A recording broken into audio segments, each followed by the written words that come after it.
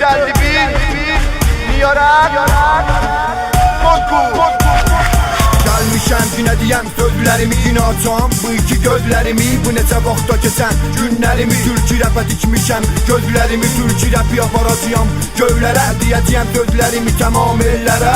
O adamlar iki türk dili atıblar, ləhcə ilə də farklı danışıblar. O sözlər iki neçə vaxtı qalıblar, deyəni də olsa başından çalıblar. Türkü bir qiymətinə alıblar, Türkü keçi qiymətinə satıblar. İki türkün ərdişinə dirələr, özlərin dünyada təhbilələr. Yoxu görürlər, məgə qoyaram Türkəm qabuğun cırıb soyaram. Azər elim əgə biri çəp baxsa, iki əllərimdə yıxıb boğaram. Azər elimin bircə qudrətinə, Azər elimin bircə şürətinə, uca boy cavanlarının qeyrətinə, gözəl qızlarının hizmətinə həmişə iftixar eyləmişəm.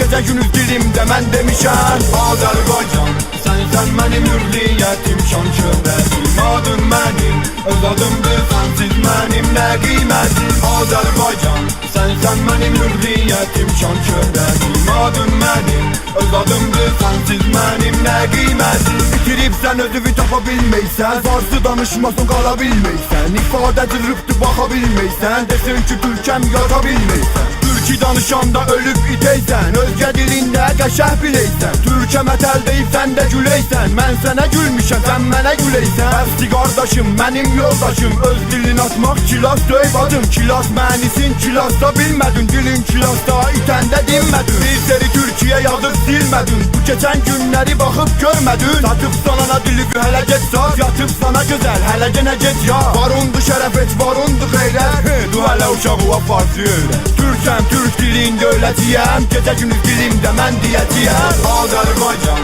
sən mənim hürriyyətim, şan şöhrətim. Adın mənim, öz adımdır, sənsiz mənim nə qiymətim. Azərbaycan, sən mənim hürriyyətim, şan şöhrətim. Adın mənim, öz adımdır, sənsiz mənim nə qiymətim.